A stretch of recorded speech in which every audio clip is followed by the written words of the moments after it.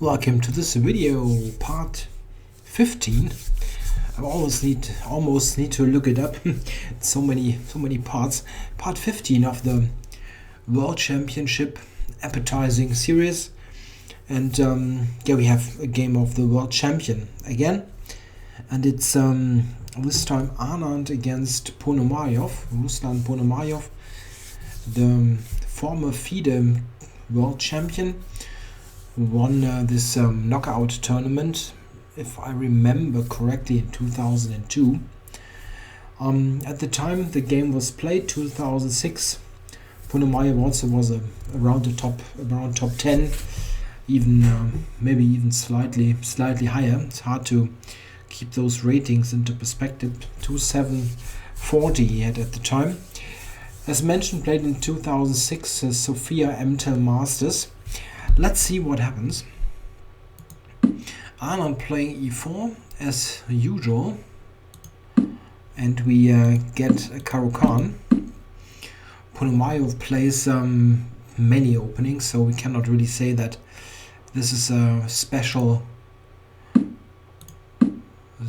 line or something. Something he's a huge expert on. He plays many lines. Anand usually goes for the straightforward knight c3 or knight d2 to get to the classical line here of the Carlsen. He also plays the advance from time to time, but this is the usual choice. However, it's in light of the upcoming World Championship match, the Carlsen is probably not too likely opening to emerge. You never know what Magnus is going to play, but the Carlsen is not one of his usual openings. Okay, we have the classical variation with bishop f5, and white plays this line, the absolute main line, and probably the most promising line. Not that it leads too much, but the alternatives are normally even less threatening, so we get to this position. So what has white accomplished with the h-pawn push? It gains a bit of space on the king side and allows various ideas. One important issue is this pawn formation here. Quite often is rather favorable for white in the endgame, and we'll see some of this later in this game as well. Another issue, however, is that this pawn on h5 can get weak in the middle game.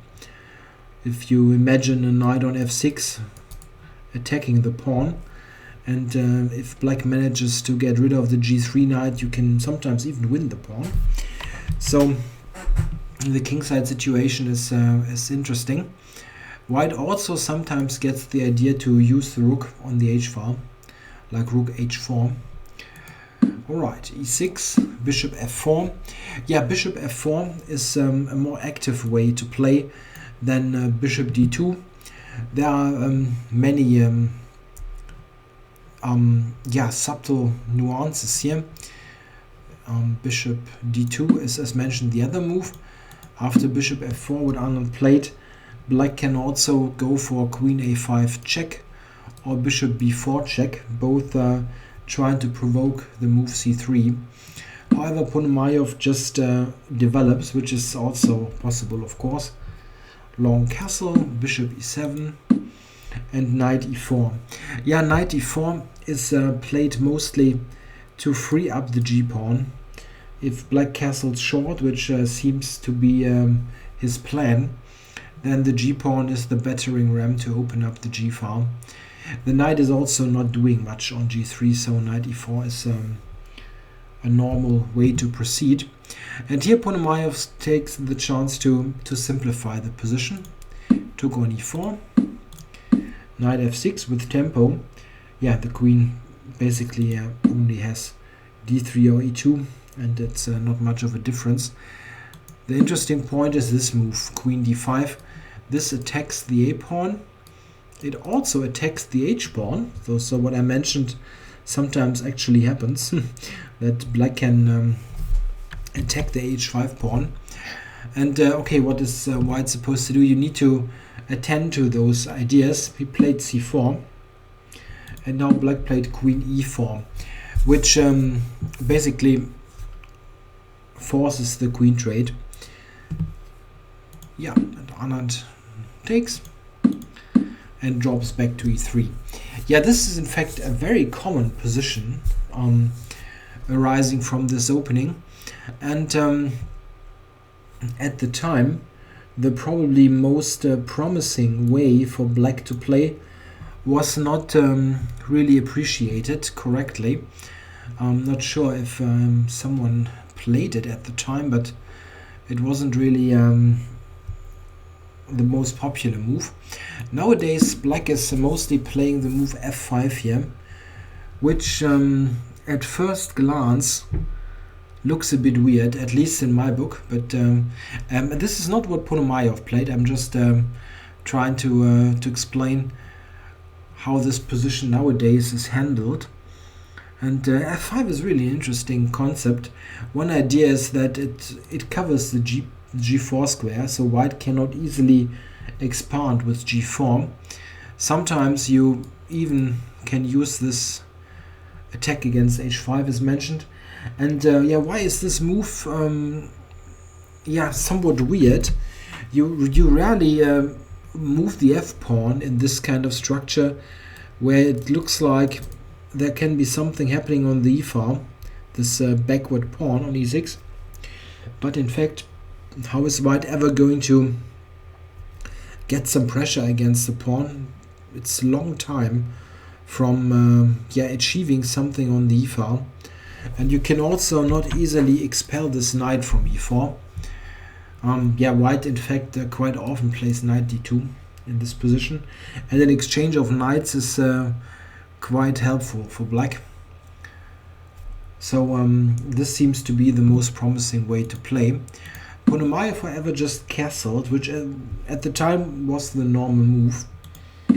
Now knight e5. Yeah, knight e5 is of course a natural enough move, centralizing the knight. And now in case of any f-pawn moves, there's also knight g6 as a possible reply. Bishop d6 he played. And now f3. Yeah, and the next move is probably questionable. Nevertheless, it is very difficult in this game to exactly pinpoint the losing move or something like the decisive mistake by black. He is just slowly pushed back. Okay, f3. I think probably he should just return to f6 and continue to try to simplify, like rook d8, and maybe even consider to take at the right moment. He played a knight here. This I think loses time. The knight is not especially well placed. Have a look. Yeah, and g4, and now the knight only has got the e7 square, and this is not exactly brilliant. The knight is controlling nothing, no square. It's really not doing much on e7. I mean, on f6 it's also not doing so much, but at least you can maneuver from f6. Here you can go to c8, but what it's doing.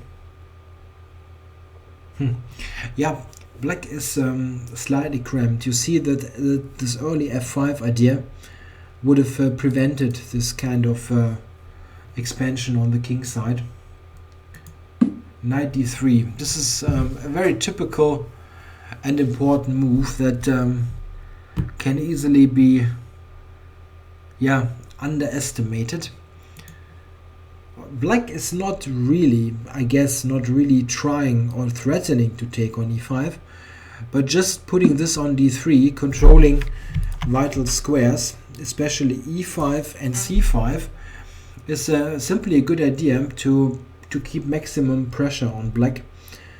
It prevents c5, it prevents e5, and if black is not going to play any of those moves, then he will be worse forever, basically, suffering from a lack of space.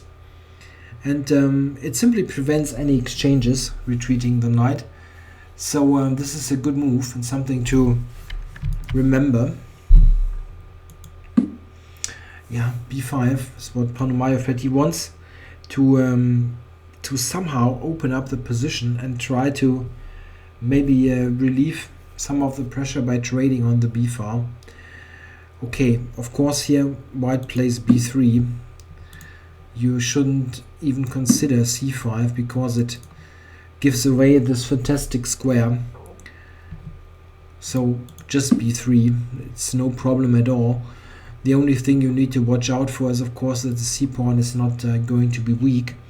Something like this would put pressure on the pawn, but we'll see that black is not going to manage that. Played bishop c7 first.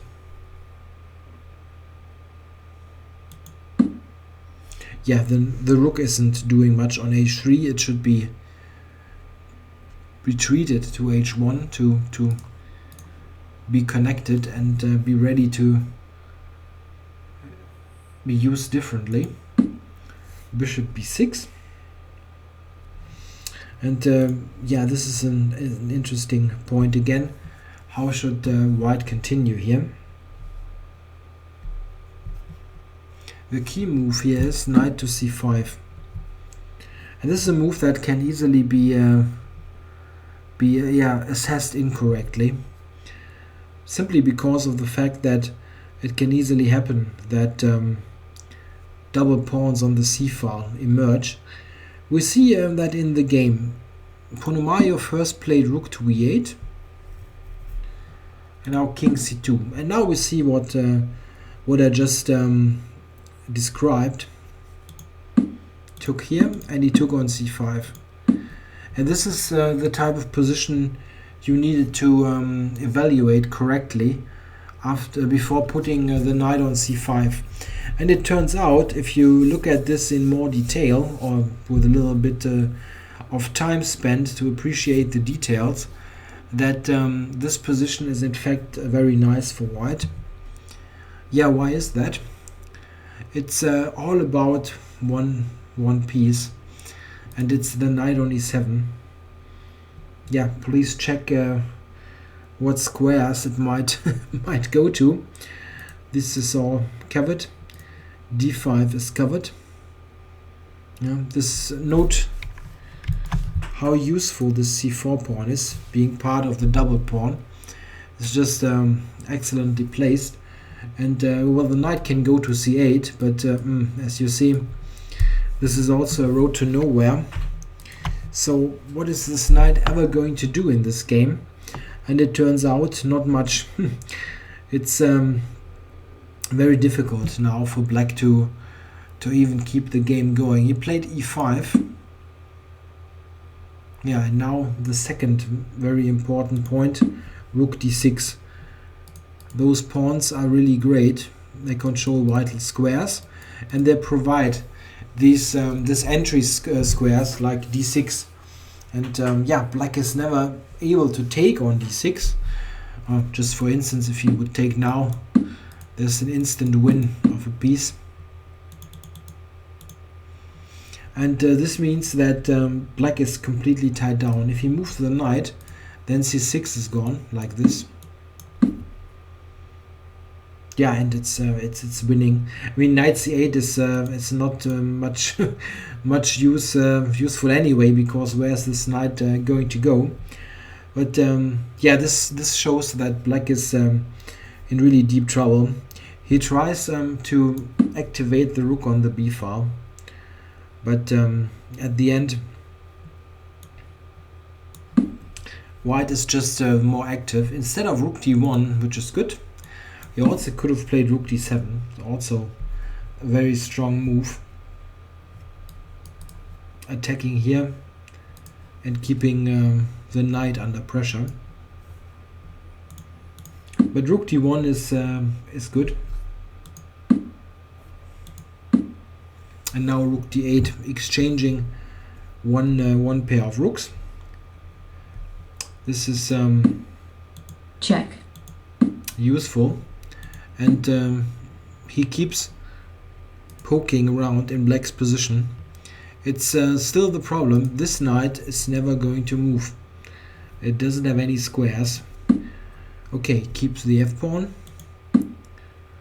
And now bishop to e1. If at this moment you see the idea at the end, then would be very good. Maybe you can try to figure out what the bishop is doing on e1.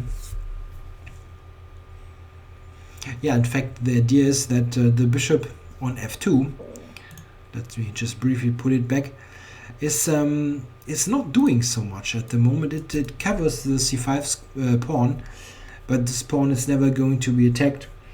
And yeah, white is trying to activate this bishop, and ideas like that are entirely possible.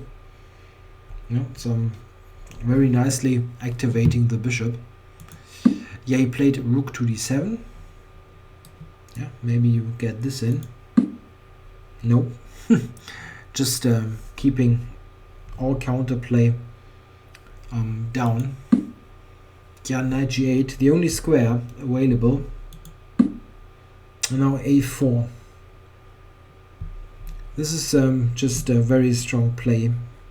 The idea of a4 is to play a5, a6, rook b8 and rook b7. And resigns, basically. This is the way to make progress here. The problem of this position for white is that it's all very nice. He's got a commanding position where black cannot really move much, especially not his knight. But how exactly do you win?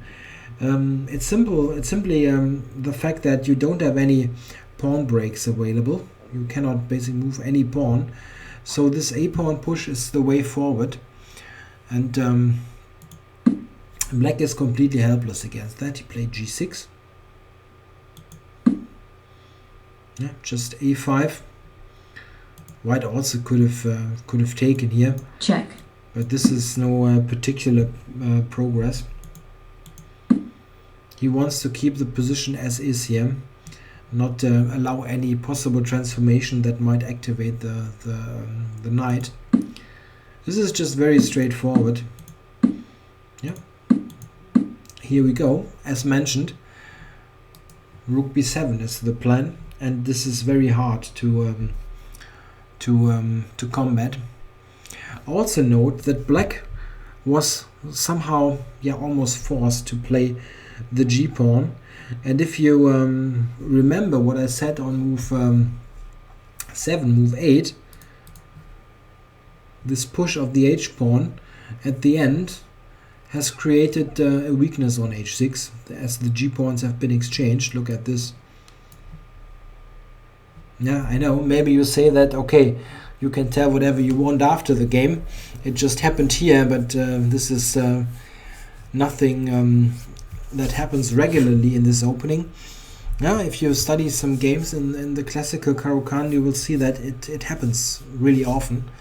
That this pawn side, this king side formation is quite often leading to this kind of weakness on h6. Yeah, king f7. Black really cannot do much. Still, never going to move the knight to somewhere useful. I mean, okay, you could have thought about that, but what are you doing now? Still, how is white going to win?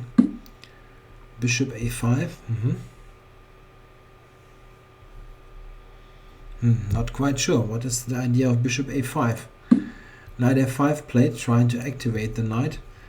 And here you can have a look for yourself, trying to win trying to find the decisive way to strengthen white's position. This was already planned when Anand played bishop e1 here. Yeah, the decisive move is bishop to b6, which is very nice. Yeah, just a desperado bishop that with rook b7 in connection with that we win the a7 pawn, and black simply has no defense here. Check. He gave this check.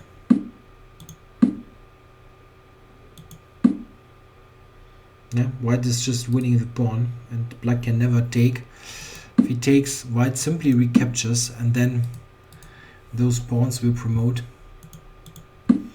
King f5 and just taking the pawns off. Check.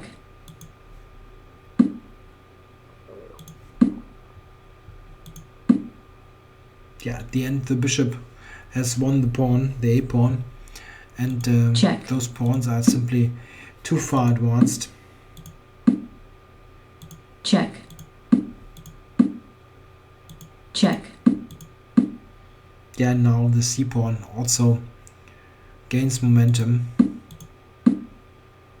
Check. Yeah, and here Ponomariov resigned. So very straightforward win for Vichy here. It's not the kind of game that lets you, I don't know, open the champagne bottles, but it's very instructive in many ways. It starts with knight d3, which simply keeps the pressure on a maximum level, not allowing any simplifying exchanges. Next very important moment is this move that allowed this pawn structure transition with this double pawns, which at this in this specific position were just a strength, not a weakness. Also note that black has a hard time not to take, as if he would not take, let's say here he took and provoked this double pawns. If he wouldn't do that immediately, white has ways to. This was bad. Just hit the wrong button here. I'm sorry.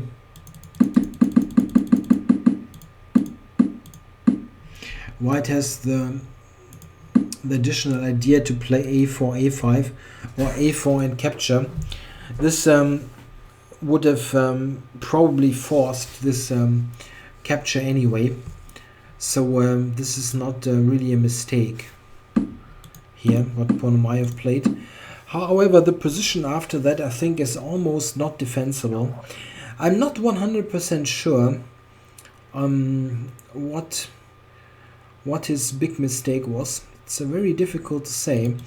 I mean, I'm pretty sure that instead of this, in general, instead of this castles, that f5 is better, okay, and that this is not such a great idea to provoke those moves with g4 and so on to at the end put the knight on e7. As we saw, this is just an unlucky square. I mean, he never got anywhere with this knight. Just imagine it would be on f6, then you have rook e8, knight h7 to f8 to d7 and so on. You have some at least some maneuvering room. From e7 it's just basically a dead piece.